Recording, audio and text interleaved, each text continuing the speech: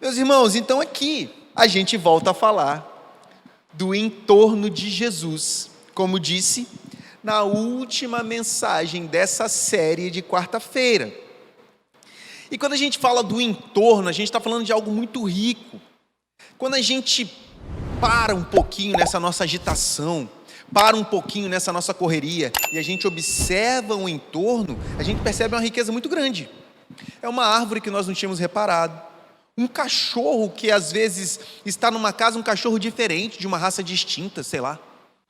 As pessoas andando para lá e para cá, cada uma com um penteado diferente, com roupas diferentes. O entorno nos dá detalhes que muitas vezes nós perdemos por conta de nossas agitações. Só que os detalhes é que fazem a vida ser ou rica ou um caos. Repare bem, todas as grandes conquistas que você participou tiveram detalhes importantes que você gostou de viver. E também os momentos de tristeza e de angústia tiveram alguns detalhes que parece que foram esses detalhes que causaram um pouco mais de dor, um pouco mais de sofrimento ou um pouco mais de intriga num momento tão distinto de nossas vidas. Os detalhes é que fazem com que o entorno seja diferente do todo. Porque o todo vai muito além do que nós podemos ver. O entorno não. O entorno ele precisa ser percebido. Senão não é entorno. Você não tem como perceber aquilo que está além das paredes de onde você está agora. Mas no seu entorno, você consegue perceber algumas coisas. Cadeiras, cabelos, roupas, uma pessoa falando no microfone aqui na sua frente. Agora imagina, você vive algo interessante na sua vida e você presta atenção no entorno e você conta com precisão aquilo que aconteceu.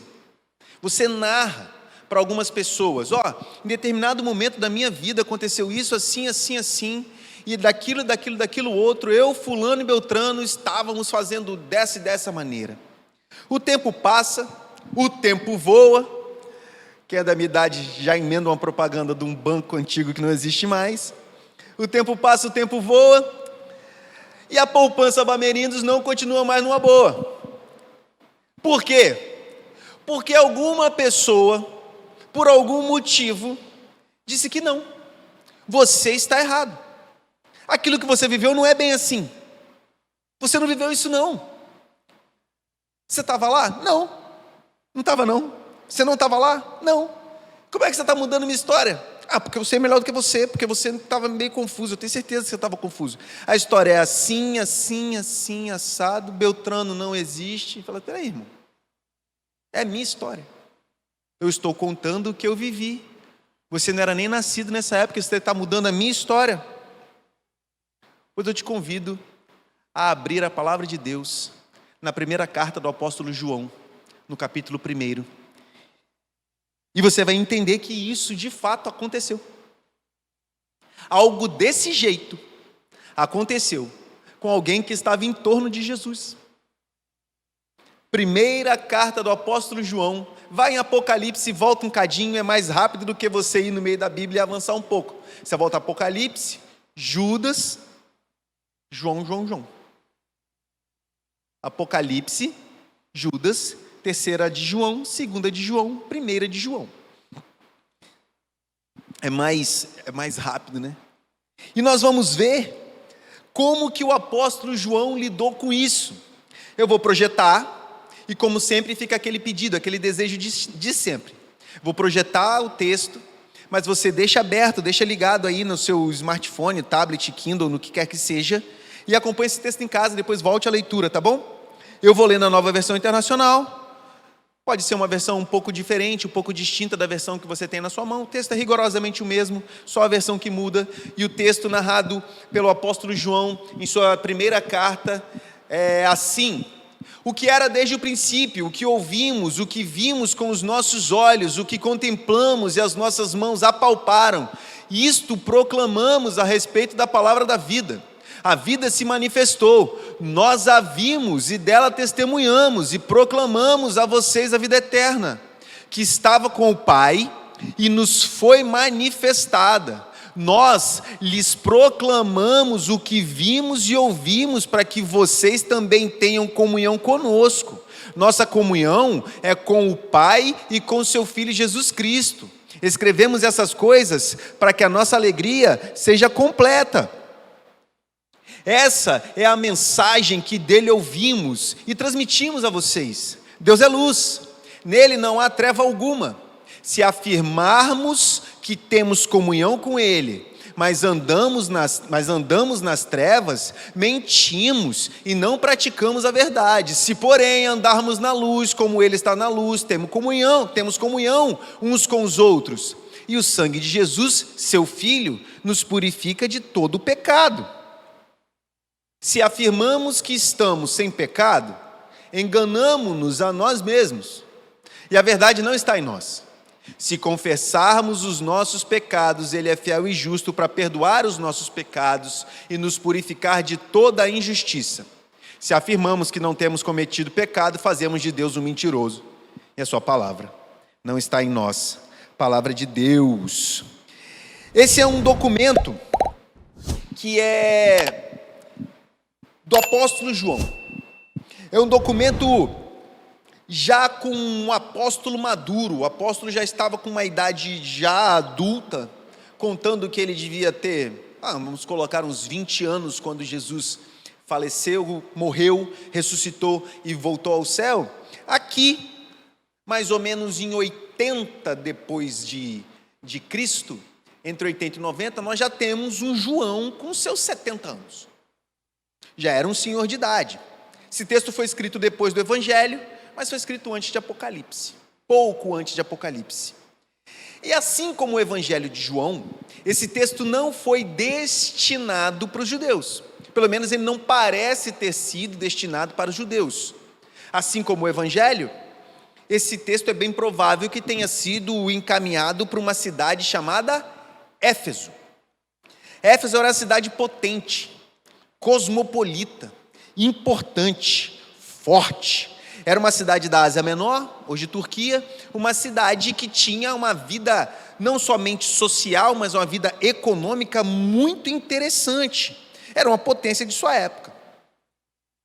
Pessoas iam e vinham para Éfeso constantemente, portanto, era uma cidade que tinha não só turistas, mas tinham pessoas que passavam por ali para fazer bons negócios. E pela importância dessa carta, parece que ela não foi endereçada para uma igreja específica, mas para um conjunto de igrejas que faziam parte daquela região, dessa cidade chamada Éfeso. Como os irmãos sabem, as cartas e os evangelhos não foram escritos para serem lidos nas praças, mas em locais onde os cristãos congregavam, locais onde os cristãos participavam do que nós chamamos de culto público ao Senhor. Esse documento, pelo grau de importância, também aparenta ter um grau de urgência. E o objetivo desse documento aqui é claro, aliás, dos três: primeira, segunda e terceira carta do apóstolo João. O objetivo desse documento era simples: combater os falsos mestres do cristianismo. Por isso que João diz: igreja, eu te apresento quem eu conheci. E aqui o argumento fica interessante, por quê? Porque João, se você for reparar bem, ele já inicia o seu texto com muitos argumentos. Ele começa o seu texto como uma avalanche de argumento, defendendo uma ideia com unhas e dentes. Vocês repararam, meus irmãos, que a primeira coisa que João apresenta nesse texto é que ele, Jesus Cristo, era a manifestação divina. Ele começa falando que o que era desde o princípio. Ele começa falando de cara que Jesus Cristo é desde o princípio. Portanto, o Jesus Cristo, esse que nós apresentamos, é eterno. Nós estamos falando de um homem eterno. E é esse homem eterno que eu estou testemunhando a vocês, igreja de Éfeso. Isso que João está falando. Eu estou falando que eu vi um homem eterno. Esse homem eterno é testemunhado por mim. Aliás, eu não vi, eu vi, ouvi e toquei nele. Ele não só é alguém que eu sei que existiu, mas é alguém que esteve próximo a mim. Aqui João, ele está fazendo uma distinção clara. E eu vou te falar logo, não vou deixar para falar no final contra quem que João está falando. João, ele está atacando dois pensamentos que eram muito fortes na Ásia Menor. Um chamava docetismo e o outro chamava gnosticismo. Esses pensamentos eram muito potentes no mundo helênico, no mundo grego. Lembre-se, a Ásia Menor era um ambiente de fala grega. Ali Macedônia, Grécia, as cartas de Paulo para a Ásia Menor, todas escritas em grego. A cultura grega era muito forte naquela região. A invasão de Alexandre o Grande foi tão potente que o grego continuou sendo a língua circular durante anos, até na época de Roma.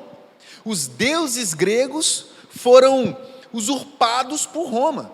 Roma tinha os deuses gregos como base de seu panteão. Então a cultura grega, a cultura helênica, ela era muito forte. Os docetas e os gnósticos eram pensadores dessa linha, da linha de fala grega. E eles não estavam criando uma religião para si. Eles estavam penetrando no cristianismo. E no que eles criam? Eles afirmavam, em primeiro lugar, que carne, que hoje nós chamamos de músculo, né? Na época carne, vamos entender a época, carne e espírito não podiam andar juntos. Não tinha condição desses dois elementos, um metafísico e um físico, estarem associados em momento nenhum. Eles não andavam juntos. Portanto, a encarnação de Jesus não seria possível. Jesus, ele seria, no máximo, um espírito muito bem materializado, mas não podia ser tocado. Ele não podia tocar o chão.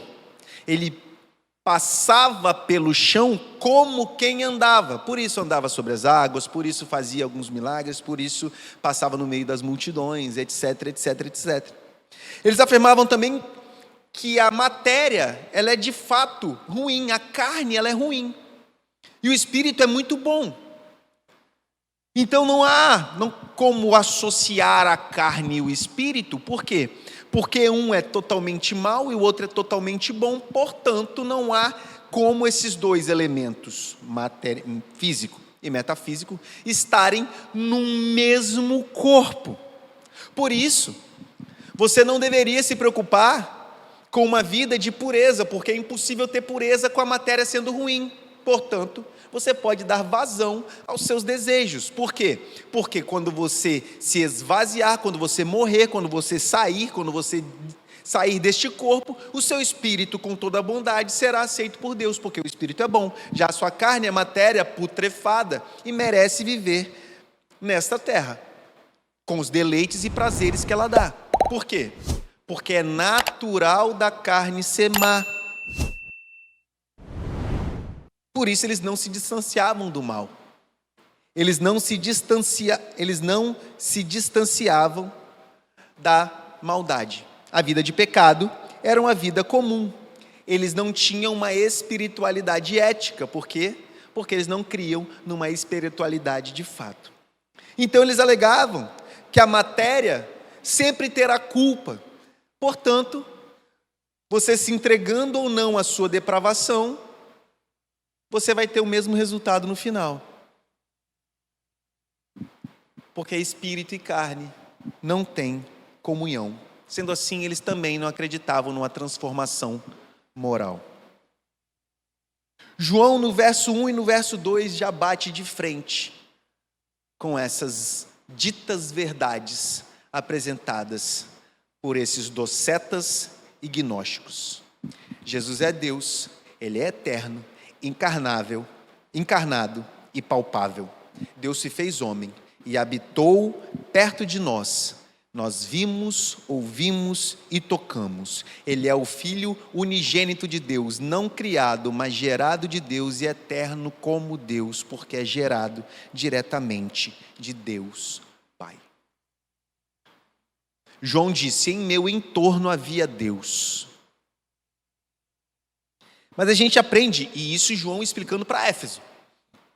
Olha, eu estou falando do verso 1 e 2. Olha, Éfeso, não caiam nessa conversa fiada. Eu não estou falando o que me contaram.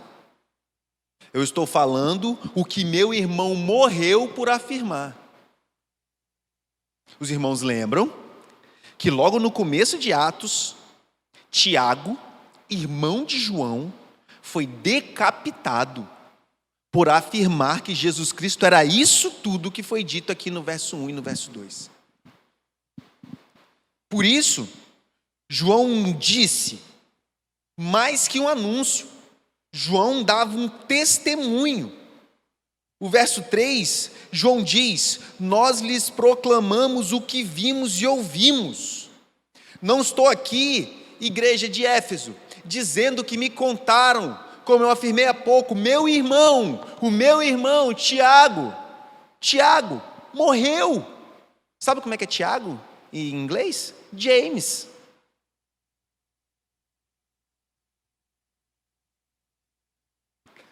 Cuidado do seu pescoço. Aquela igreja tinha sido fundada pela doutrina dos apóstolos. Foi apresentada a verdade de Deus àquela igreja.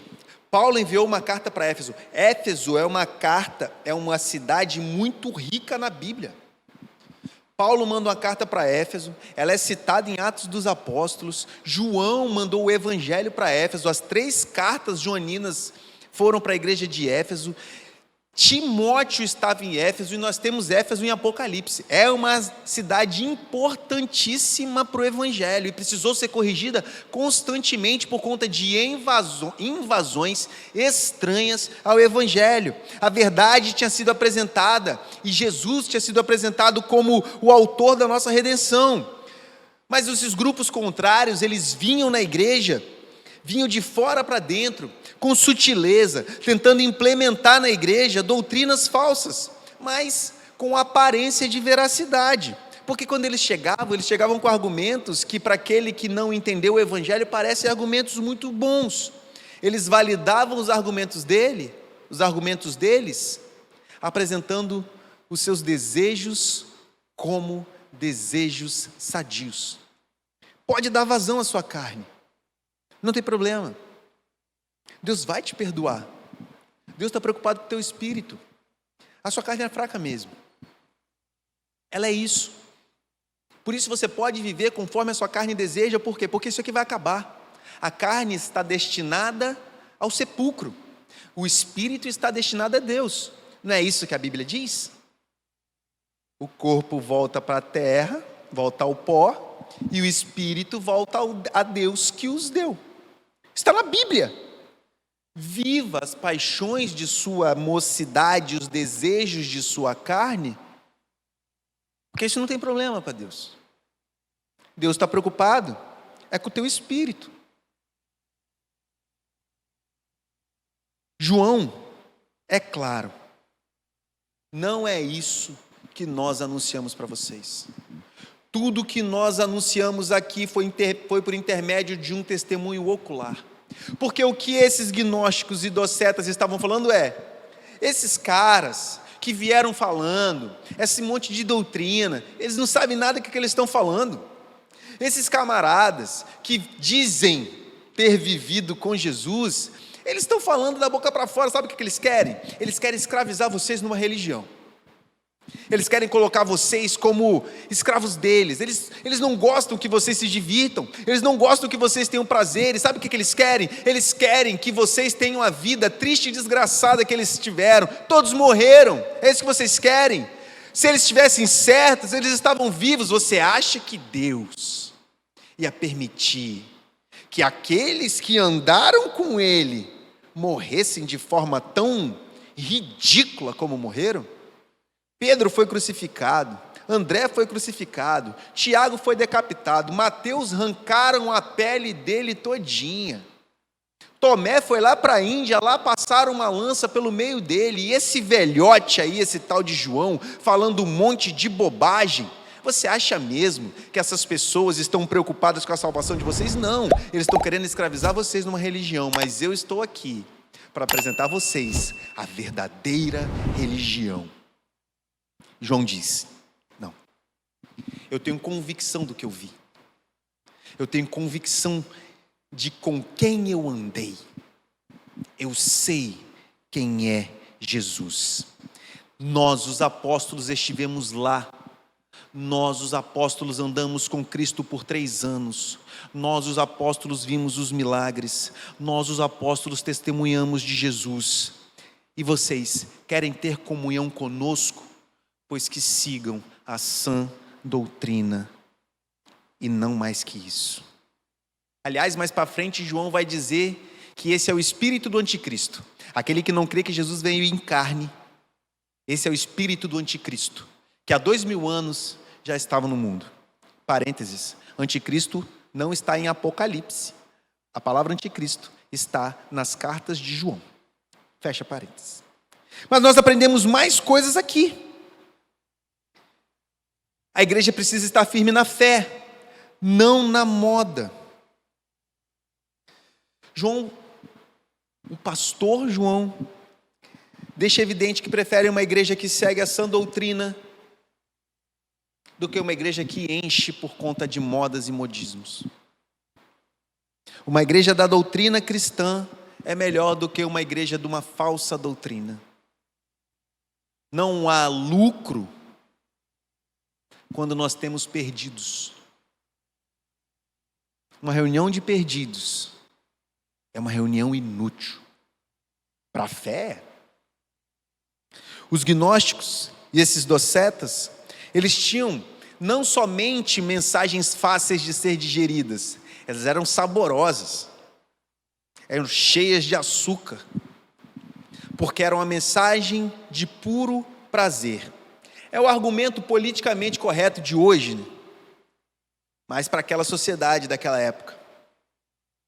João foi claro: não se deixem enganar por argumentos que parecem socialmente agradáveis. A alegria completa de João estava, como ele disse no verso 4, na igreja está firmada na verdade do Evangelho. E hoje não é diferente, meus irmãos. Hoje não é diferente. Quantos modismos e manias nos impedem de tratar temas que hoje se tornaram espinhosos nos púlpitos das igrejas. Quando a gente anuncia, por exemplo, que Deus fez homem e mulher, e homem é homem e mulher é mulher. Quantos problemas nós não temos enfrentado porque nós afirmamos que existe masculino e feminino, e que não há variação nisso. Deus criou o homem e Deus criou a mulher. Deus não criou algo entre os dois. Quantas vezes nós enfrentamos problemas porque nós afirmamos que o casamento é heterossexual e a conjunção carnal, vou falar assim porque nós estamos no YouTube, e a conjunção carnal só deve acontecer num relacionamento entre um homem e uma mulher casados, e que o prazer dessa conjunção foi feito para que um gere prazer para o outro, e não em momentos distintos, e não com terceiros, e não em namoricos. Quantos problemas nós não enfrentamos quando nós falamos que o leito imaculado é um leito de um casal que se ama e se respeita? Quantos problemas nós não enfrentamos porque nós afirmamos que o nosso Salvador é Jesus, não é político A, não é político B? Quantos problemas nós não arrumamos quando nós falamos que nem esquerda nem direita são palavra de Deus? Esquerda e direita tem 400, 300 anos.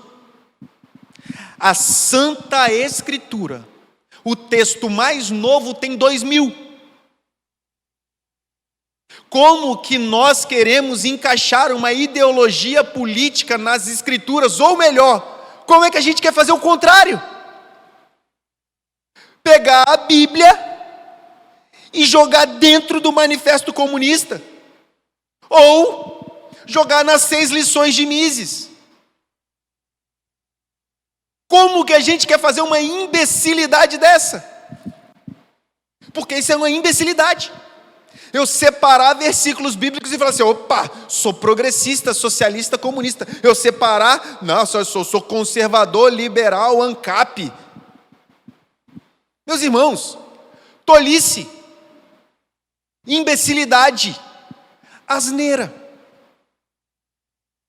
Quantos desses problemas nós não temos visto invadindo os púlpitos, invadindo os bancos, dividindo a igreja e a família? A palavra de Deus é o nosso norte, irmão. Não importa o quanto o mundo mude, as Sagradas Escrituras continuam sendo o nosso norte. O mundo foi para a esquerda. A palavra de Deus está aqui.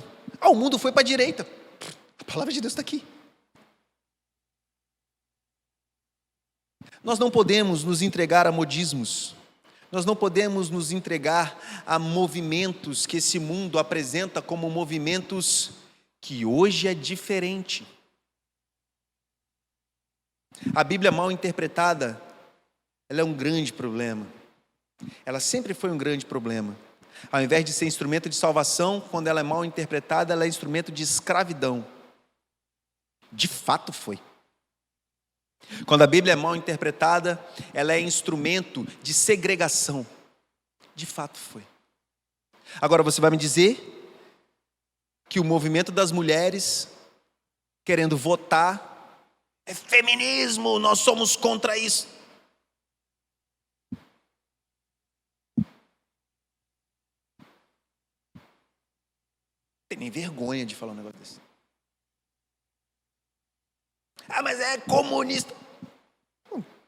Isso é comunismo? Você está precisando ler mais. Mas porque eu sou conservador. Você sabe o que é conservadorismo? Já leu Burke? Não. Você está precisando ler mais. Porque eu sou liberal. Sabe quem foi Milton Friedman? Não. Você está precisando ler mais. Eu acredito na liberdade. Já leu John Stuart Mill? Não. Está precisando conhecer. Um livretinho assim, sobre a liberdade, pequenininho. Porque eu sou socialista. Você já leu pelo menos o manifesto do Partido Comunista? Que é um folheto, basicamente? Não. Meus irmãos, não sejamos aqueles que caminham com a moda. Sejamos aqueles que caminham com Cristo, o único e suficiente Salvador. Eu não estou nem aí em quem você vota. Estou nem aí. Realmente eu não ligo. Eu vou continuar afirmando que Deus criou homem e mulher. Vou continuar afirmando que casamento é heterossexual e monogâmico. Vou continuar afirmando que a Bíblia não é nem de direita nem de esquerda. Vou continuar afirmando que a palavra de Deus é santa, pura e irrepreensível. Vou continuar crendo na inerrância e na inspiração das Escrituras, sabendo que encerrou-se a revelação. Hoje nós somos iluminados pelo Espírito de Deus e conseguimos retirar desse texto a mais pura verdade. Continuo acreditando em Cristo Jesus como o único e suficiente Salvador, aquele que veio em carne, habitou entre nós, morreu, ressuscitou e subiu aos céus e disse que vai voltar, e é nisso que eu creio. Por isso, eu pergunto, quem tem te guiado? Em que você passou a acreditar? João apresentou claramente o que estava em seu entorno para uma igreja que não tinha vivido aquilo. Mas pessoas que não estavam no entorno de João, não estou falando nem de Jesus, pessoas que não estavam sequer no entorno de João, vieram apresentar um Jesus diferente. João diz: luz não habita com as trevas, verdade não habita com a mentira, a verdade é uma só. Por isso ela é absoluta. Você está dizendo então que você está certo e que Jesus é o único Salvador e que está todo mundo errado? Sim. É isso que eu estou dizendo. Se você usa qualquer outro método para chegar a Deus, você está condenado. Porque é o texto que disse. Mas eu só faço aqui uma oração para fulaninho e tal. Só há um mediador entre Deus e os homens, Jesus Cristo. um mediador, mas nenhum outro. Ah, mas o mundo mudou. Não ligo. A palavra de Deus é inerrante, o mundo é errante. Ah, mas as coisas estão diferentes hoje. Eu não posso fazer nada. A palavra de Deus diz que pecado é pecado. Pecado não é pecado quando é cultural. O pecado continua sendo pecado. Mas nós precisamos continuar pregando isso. Nós precisamos continuar apontando o pecado. Nós precisamos continuar apresentando o Deus que é longânimo, amoroso e salvador. E com a mesma potência, irado, justo e punidor. Esse é o mesmo Deus. Deus não tem variação em si. Seu amor é eterno como Ele, sua justiça é eterna como Ele. A sua bondade é eterna como Ele, sua ira é eterna como Ele. Não há variação nos atributos de Deus. Deus não é variável. Por isso, João disse, fuja da aparência do mal aqui, né?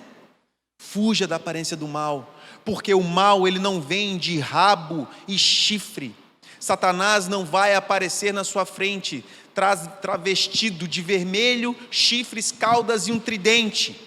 Satanás ele vai se apresentar a você como um doce, como algo bom, principalmente escondido. Algo que aparentemente é agradável e que talvez para você nem é tão errado assim. A gente se preocupa muito com bebidas e com cigarros, mas a gente esquece do resto. A gente se preocupa muito com aquilo que é socialmente errado, mas esquece daquilo que a Bíblia diz que é pecado. E a gente passa a viver uma vida de pecados escondidos e ocultos, mas que aparentemente não são tão graves assim. Fuja da aparência do mal. A palavra de Deus que nós acabamos de ler aqui nesses 10 versos diz que se você se arrepender dos seus maus caminhos, Deus vai te perdoar. E não adianta você dizer que não peca. João disse, esses docetas, esses gnósticos, eles não entendem de pecado, eles não sabem o que é pecado, por isso que eles dizem que não há pecado. Mas eles mentem, aliás, eles dizem que Deus é um mentiroso. Não seja como eles. Viver sem pecar, infelizmente, é impossível. Mas o pecado deve ser um tropeço na vida do crente. João deixa claro que ele conhece Jesus Cristo ressurreto. Ele esteve com um homem que ressuscitou sem que ninguém impusesse as mãos. Ele tocou nesse homem, ele viu a multiplicação dos pães, ele viu esse homem andando sobre a água, ele viu na transfiguração um Cristo que ninguém viu. João afirma ter estado com esse Deus maravilhoso, que está de braços abertos para receber todos os filhos pródigos que se arrependeram de seus maus caminhos e voltaram à casa do Pai, com o coração quebrantado, joelhos dobrados e o perdão na boca, pronto para pedir. Vamos ficar de pé? Eu peço para que você curve sua fronte e ore comigo. Senhor Deus maravilhoso, foi aqui apresentada a Tua palavra foi lida, muito obrigado por ela, Pai. Que a gente continue caminhando com graça e com fé para a glória do Teu nome. Que a graça soberana de Jesus, o amor do Pai e as doces e benditas consolações do Espírito de Deus esteja com toda a igreja que ama a Sagrada Escritura, não só hoje, mas para sempre. Amém.